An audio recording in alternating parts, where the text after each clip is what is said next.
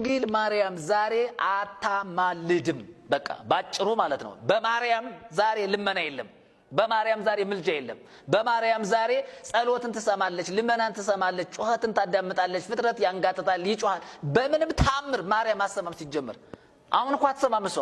አሁን ፍጥረት ዝም ብሎ በከንቱ የቤተ ክርስቲያኒቱ ይሄ አንዳንድ መነኮሳት ከዱር ከጫካ ከተለያየ ቦታ እየመጡ የሚናገሩትን እየሰማ ዝም ብሎ ማርያምን ያመልካል ይከተላል እንጂ እኮ ምንም አይነት መጽሐፍ ቅዱሳዊ መረጃ የለም። ስለዚህ የማርያምን አማላጅነት በተመለከተ አሁን ባለንበት አሁን እየተነጋገርን ባለንበት ሰዓት በተለይ በአዲስ ኪዳንም አሁንም ወደፊትም የሚማልደው ክርስቶስ ኢየሱስ እንጂ ማርያም አሁን ሙታለች በቃ አለቀ አድርጋለች አንልም፣ ተነስታለች አንልም እንደ ሌሎቹኛ።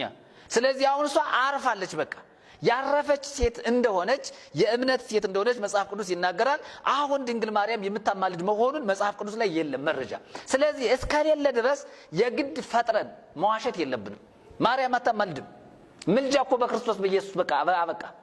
የሚያማልዱ ሰዎች ደግሞ እነማን ናቸው ከተባለ በሕይወተ ሥጋ ያሉ ሰዎች ያማልዳሉ። ለምሳሌ አንዱ ስለ አንዱ ይጸልያል፣ አንዱ ስለ አንዱ ይለምናል፣ አንዱ ስለ አንዱ ወደ እግዚአብሔር ልመናውን ጸሎቱን ያቀርባል። በዚያ መንገድ እንግዲህ መጽሐፍ ቅዱስ ላይ የምናገኘው ነገር ይኖረናል። ከዚህ ውጭ እንግዲህ የሞቱ ሰዎችን ማርያም ብቻም አይደለም ቅዱሳን የምንላቸው ጻድቃን የምንላቸው ነቢያት የተባሉ ሐዋርያት የተባሉ አስቀድመው ያንቀላፉት ሰዎች በሙሉ አሁን በሰማያት ሆነው የሚያማልዱበት ምንም አይነት ምክንያት የለም። ምልጃ አታማልድም ማርያም። ስለዚህ አሁን ማርያም ታማልዳለች አታማልድም፣ ማርያም ጥንተ አብሶ አለባት የለባትም የሚለው ትምህርት መጽሐፍ ቅዱሳዊ እንደሆነ አጽንኦት ሰጥተን እንናገራለን። ስለዚህ የቤተ ክርስቲያኒቱ ሊቃውንት የፈጠራ ድርሰታቸውን ማቆም መቻል አለባቸው። አሁን የኛ ትልቁ የተሐድሶ ጥያቄ የተሐድሶም ጩኸት ግብ የቤተ ክርስቲያኒቱ ሊቃውንት ውሃ ልኩ መጽሐፍ ቅዱስ ነው እያልናቸው ነው። በዚህ በመጽሐፍ ቅዱስ ተመዝኖ ያላለፈ ትምህርት፣ ከመጽሐፍ ቅዱስ ፍንጭ የሌለው ትምህርት፣ መጽሐፍ ቅዱስን መሰረት ያላደረገ ትምህርት የኢትዮጵያ ኦርቶዶክስ ቤተክርስቲያን ሊቃውንት ሌላ የፈጠራ ድርሰትና የውሸት ድርሰት ማምጣት የለባቸውም። ህዝቡን ግራ ያጋቡበት ነው። ስለዚህ እኛ እያልን ያለነው በቤተ ክርስቲያኒቱ ውስጥ ብዙ መጻሕፍት ተጽፏል። እነዚያ መጻሕፍት ስለ ክርስቶስ ሳይሆን ስለ ሞቱ ሰዎች ምልጃ የሚናገር፣ ስላለፉ አባቶች ምልጃ የሚናገር፣ ስላንቀላፉ ሰዎች ምልጃ የሚናገር መጽሐፍ አሁን ምን ይሰራል? ምንም እኮ የሚሰራው ነገር የለም። ስለ ሞተ ሰው ታሪክ ከመጽሐፍ ይልቅ ሞትን ድል አድርጎ የተነሳውን ያረገውን ዳግመኛ የሚመጣውን እሱን መተረክና ስለሱ መተረክ በጣም የተሻለ ነገር ነው።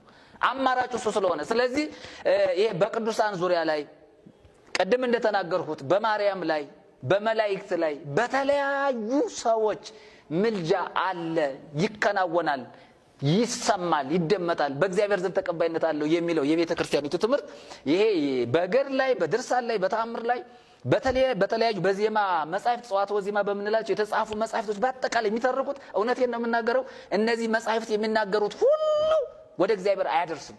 እውነቱ ያለው እዚህ ጋር ነው፣ መጽሐፍ ቅዱስ ነው። ቅድም መጽሐፍ ቅዱስን ለምንድነው የቤተ ክርስቲያን ሊቃውንት የማያነብ? ምእመኑና ሊቃውንት እኩል ነው መጽሐፍ ቅዱስ በማንበብ ደረጃ። ለምን መሰላችሁ? ብዙ ሰዎችን ለምን መጽሐፍ ቅዱስ አታነቡም ስንላቸው የሚሰጡን መልስ መጽሐፍ ቅዱስ ሳነብ ያዛጋኛል ይሏል። አንዳንዶች ፉሽካ ይለኛል ይላል። አንዳንዶች እውነቴን ነው የምነግራቸው እኔ አይኔ ውሃ ይቋጥራል መጽሐፍ ቅዱስ ሳነብ ስከልት እና መጽሐፍ ቅዱስ ለማንበብ ተቸግሬያለሁ የሚሉ ሰዎች ኦርቶዶክሳውያን ሞልተዋል። ሊቃውንቱም ስትላቸው መልስም ይስጡ ያስተምሩ መጽሐፍ ቅዱስ አይጠቅሱም። አንዳንዶቹ ደግሞ ሰው ማለት ከአንገት በላይ ነው እንጂ ከአንገት በታች ያለው ሰው አይደለም የሚል መጥቷል። አሁን ሰው ማለት ከአንገት በላይ እንጂ ከአንገት በታች አይደለም የሚሉ መጥተዋል። ተመልከት አሁን ወዴት እየሄዱ እንደሆነ በደንብ አድርገው ማዳመጥ መቻል አለባቸው። እና የማርያምን አማላጅነት በተመለከተ መጽሐፍ ቅዱስ ስላልተናገረ እኔ ምንም ልል አልችልም አይልም። በቃ ማርያም አታማልድም ባጭር ቃል ማለት ነው። ዛሬ ድንግል ማርያም በሰማያት በእነ አብርሃም እቅፍ ሆና አሁን ማርያም ታማልዳለች የሚለው ትምህርት ይሄ ትርክት የተረገመ ትርክት እንጂ አታማልድም። አሁን መልሱ አንድና አንድ ነው። ድንግል ማርያም አሁን አታማልድም። በቃ ምልጃ በማርያም በኩል የሚለው ትምህርት ያጋንንት ትምህርት ነው። መጽሐፍ ቅዱስ አልተናገረ። ሉቃስ አልዘገበልንም እኮ ከሐዋርያት ጋር አብራ ስትጸልይ ነበር አይደለ? መንፈስ ቅዱስ ተሞልታ ይል እንዴ? መንፈስ ቅዱስ እኮ ተሰብስበው ሲጸልዩ ሳለ መንፈስ ቅዱስ መጥቶ በሐዋርያት ላይ እንደወረደ እሷም ላይ እንደወረደ አብራ እኮ መንፈስ ቅዱስን እንደተሞላች መጽሐፍ ቅዱስ